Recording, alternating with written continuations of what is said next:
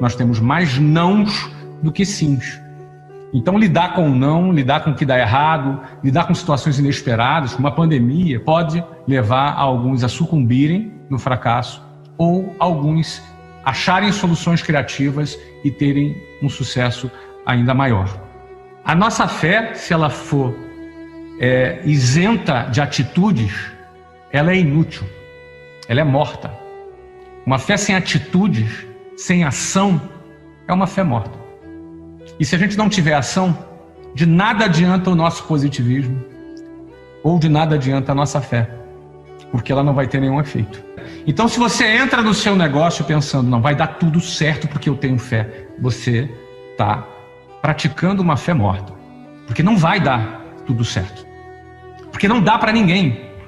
Nenhum negócio que deu certo, bem sucedido, tudo aconteceu do jeito que estava planejado. Você vai fazer um planejamento e muitas das coisas que você planejar não vai acontecer como você planejou.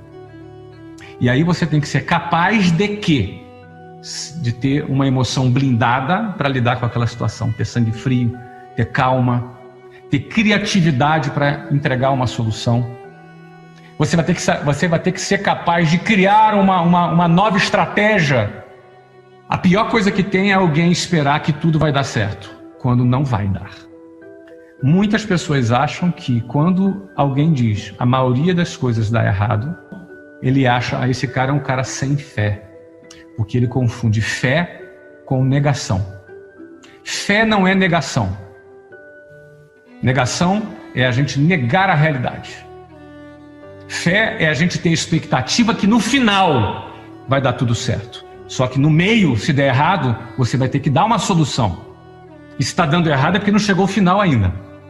Você percebe o que eu estou te falando? A diferença entre fé e negação é muito importante, porque senão você corre o risco de se iludir. E quando você se ilude, você, quando se depara com a realidade, você vai perceber que não era do jeito que você esperava, e se bobear até você vai perder a tua fé. Você vai achar que Deus não te ajudou, ou você vai achar que você é um cara azarado, você é um cara amaldiçoado. Você vai achar que contigo dá tudo errado, quando na verdade é normal. É normal você começar um negócio e as coisas não darem certo. É normal você começar um negócio e o teu plano não ser exatamente o que você imaginou. Isso é absolutamente normal. Isso acontece comigo toda hora. A gente planeja uma coisa e acontece outra. Você precisa estar forte apesar das variáveis. Você precisa estar preparado para ser criativo apesar das variáveis, senão você fracassa. E aí não é culpa de Deus, não é culpa da sua herança genética, não é culpa de nada disso. Você errou. Nós somos seres humanos, nós podemos errar. Então a gente precisa ter alinhada a nossa expectativa e não confundir fé com negação. Senão a gente corre o risco de sermos idiotas motivados.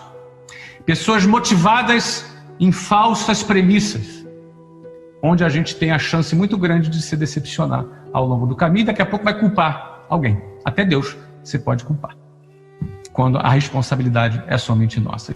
Você não conquista aquilo pelo qual você não luta.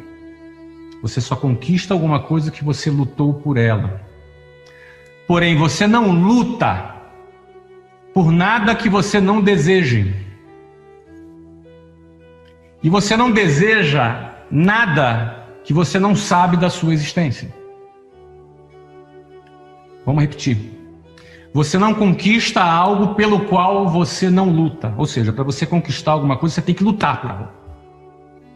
Agora, você não luta por nada que você não deseja.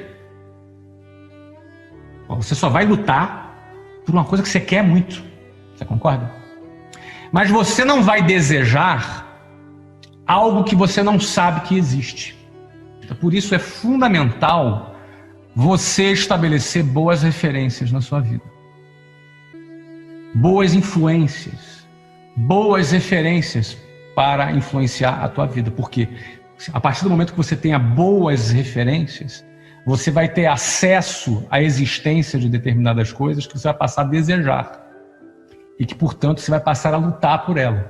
E que, portanto, você poderá conquistar essas coisas. Percebe? Em outras palavras, o que eu quero aqui dizer para vocês, tomem cuidado. Quem são as suas referências, né? Quais são as suas referências de vida? Quais são as referências que você tem adotado para você? Repito, as demandas emocionais, a nossa vida espiritual, a nossa vida familiar, tudo isso está conectado. Mas 20% da qualidade de vida que você vai ter vai vir daí, da sua técnica, do seu conhecimento que você pode para adquirir e melhorar a sua vida. E por isso eu deixo a pergunta para você: quais são as suas referências? As suas referências vão te trazer visão.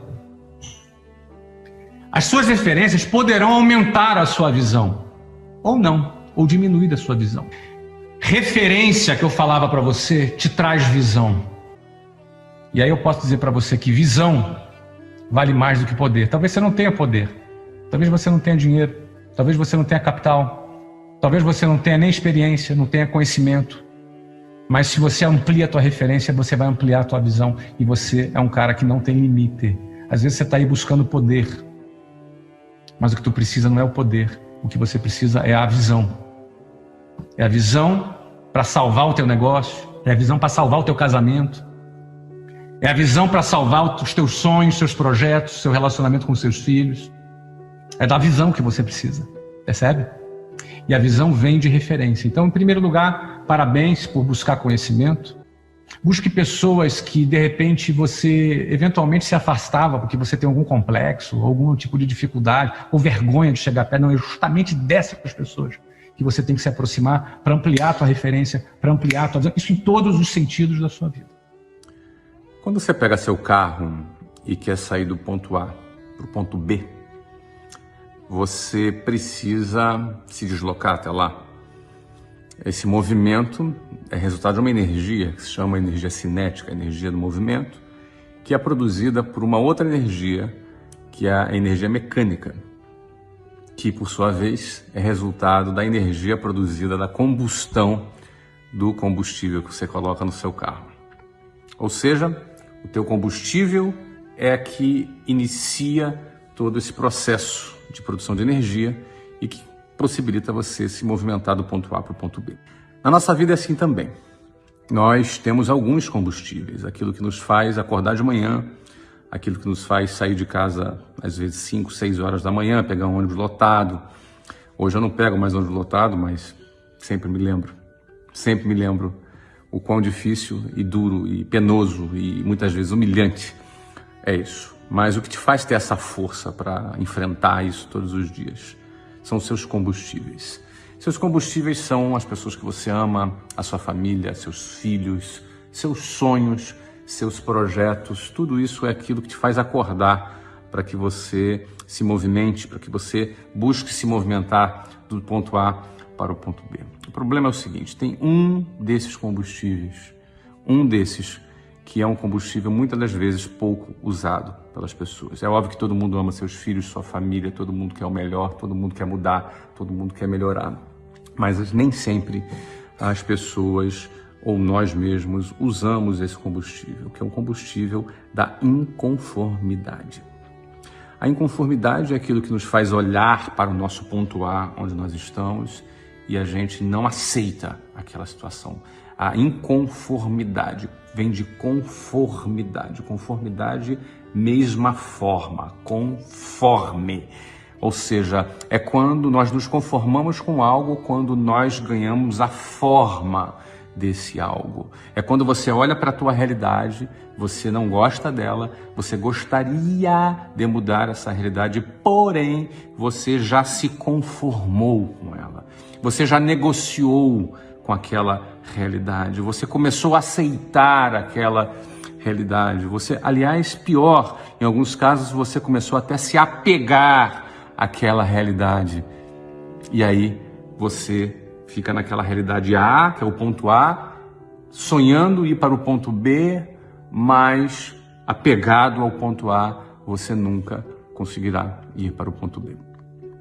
E eu diria para você o seguinte: para você ser aquela pessoa que você sempre quis ser, primeiro você tem que romper com aquela pessoa que você sempre foi.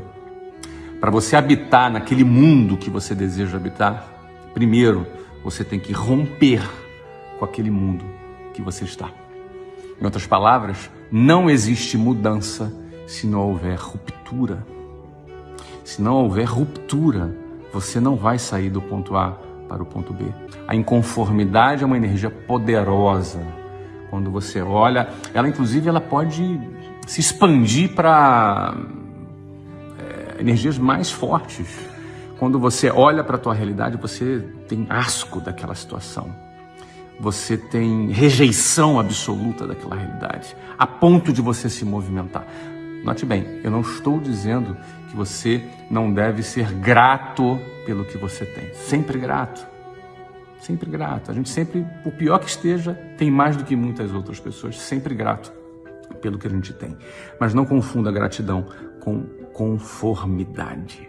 Não se conforme. Não negocie. Crie rupturas. Esse, certamente, é o seu, se não o maior, um dos seus maiores combustíveis.